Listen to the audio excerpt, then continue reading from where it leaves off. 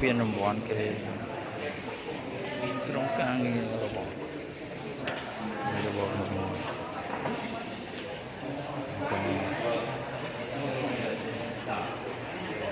many robot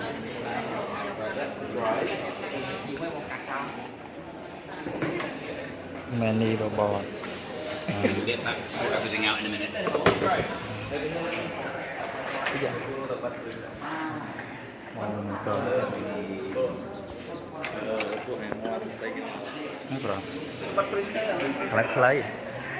Clay giống món này.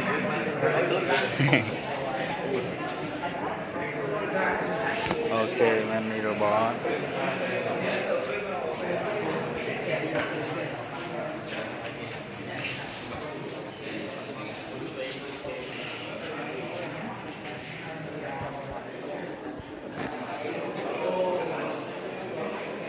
Wow, mình try itu deh.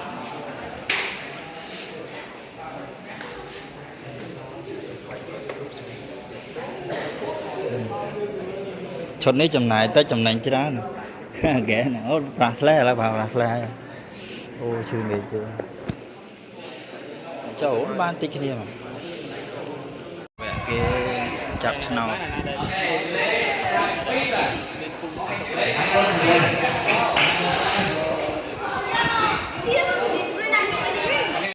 Đây khi cầm phong tại thon hồ cụ của đại cuốn một cái này nhá.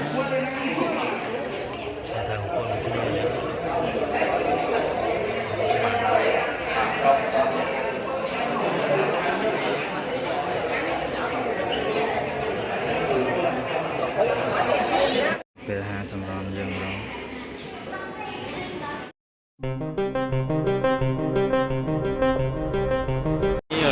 Dân cuốn hai ái và ai bọt dưới ấy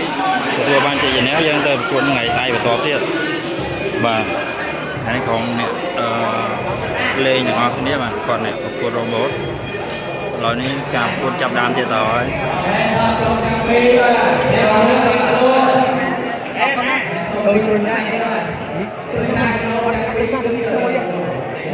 bắt trôi hết bạn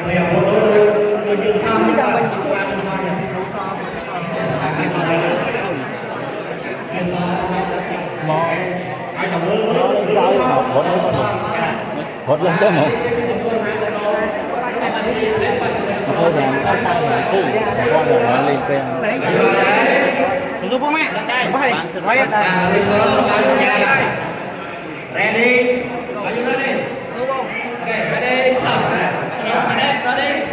yes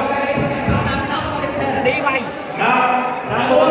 năm bảy năm phi năm mười năm bốn mười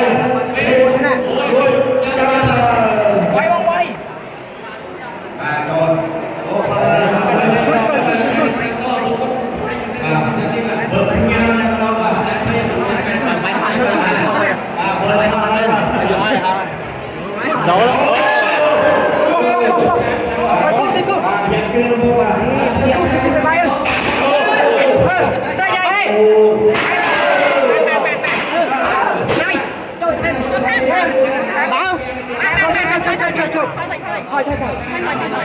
thôi đạt tiền thôi cái đây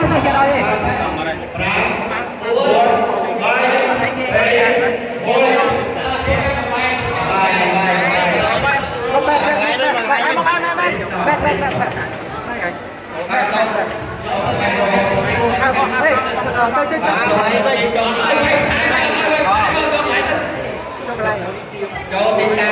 cái này bán đấy mua bán đấy tổng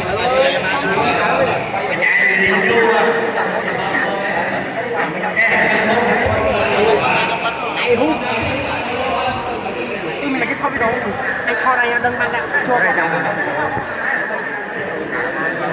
bây giờ ai nhớ ai mua là chuột để thôi à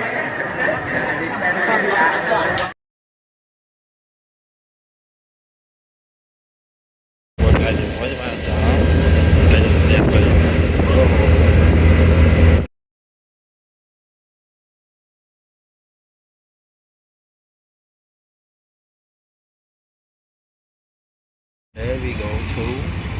the robot one thing. Okay.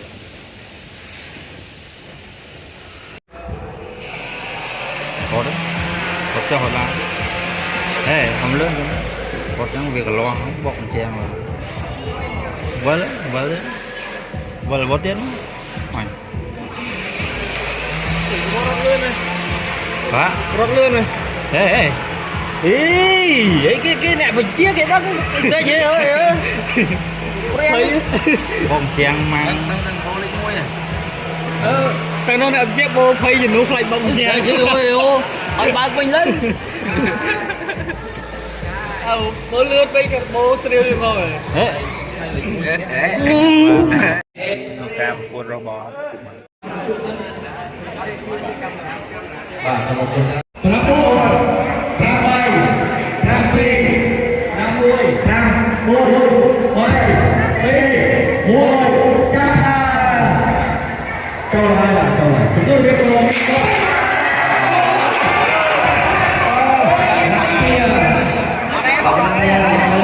anh ơi bóng giải phiên đánh bay đi đánh bay không con đánh bay đánh bay bạn làm tung đánh bay bạn làm tung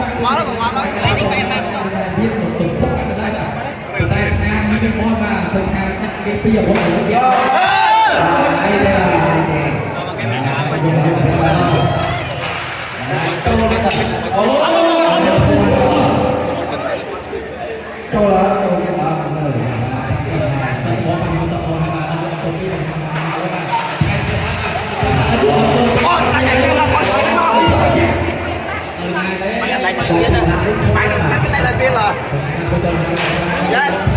ba này hột cho hột lá này bay bay chả cái này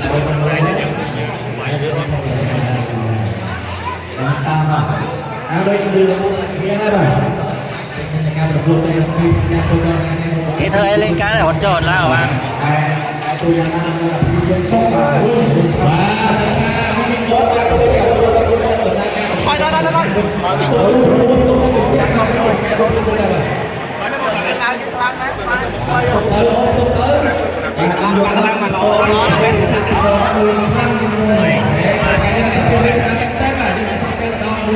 hột cháy má hột cháy má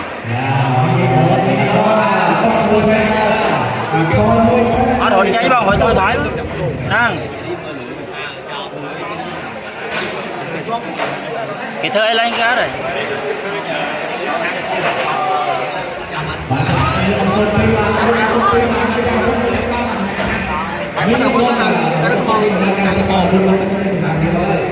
có cái bò đây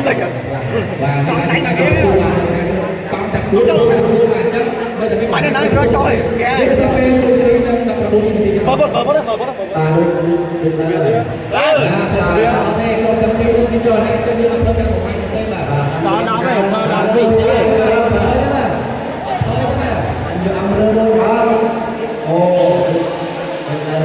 và mấy đi bó và con đi cái nào bó cái ở bên một căn địa phương đấy của này là con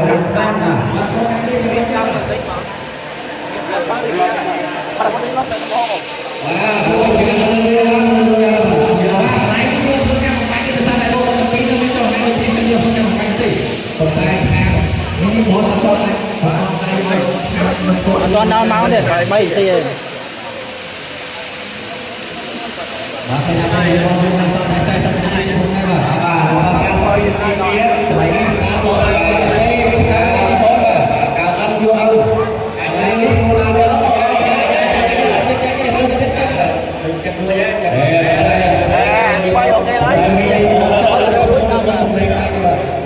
mày thôi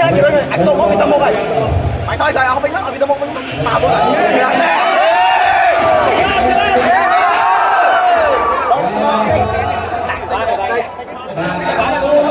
bay từ dưới này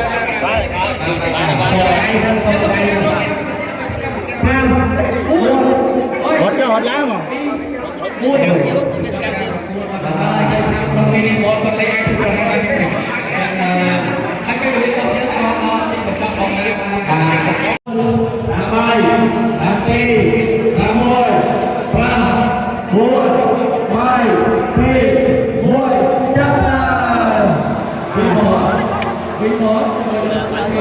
video hấp dẫn.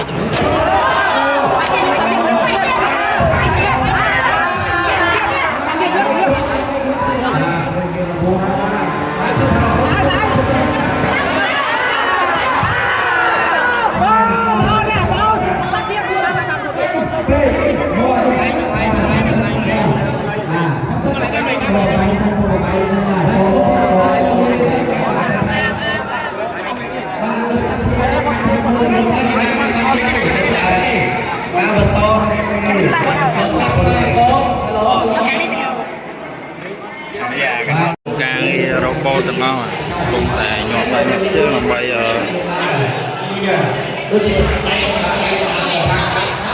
thả nút chạm đây trên cái trò của kia đấy ai con sẽ có được cái nhà cô nói mà ai con chỉ có ba rồi đó quay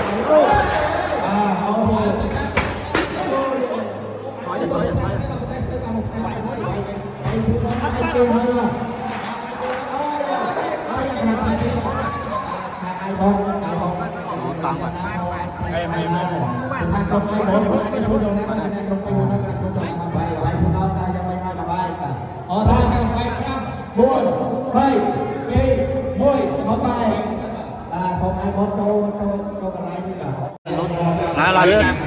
do lối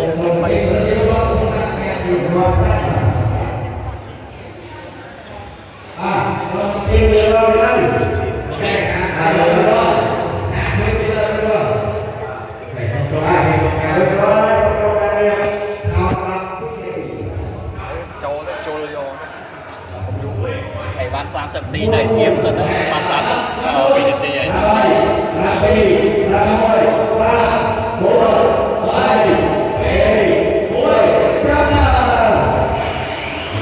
chó đó chó đó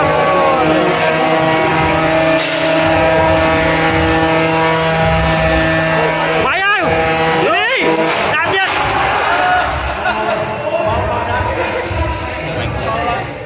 rộng rộng xong chưa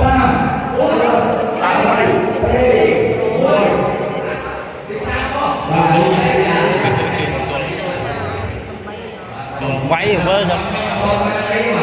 tới quay rồi đang không bằng quay con qua đây chơi hai cái kìa rồi tiền ai tiền mất tiền thì mình bông chưa chiên cho thì đặt tiền cho trên kẹo ở đây cho nó tiền cho tí là hai con Bài chân chua. rồi cái nào bay cho vào đây tới cho ăn tiền chính ai tiền cho nó tiền nói rồi ai tiền cho tí từ nào anh bọn chậu nó giờ dễ mà bay nha mấy thợ màu này tay vạt xin em màu ai đàn nhông á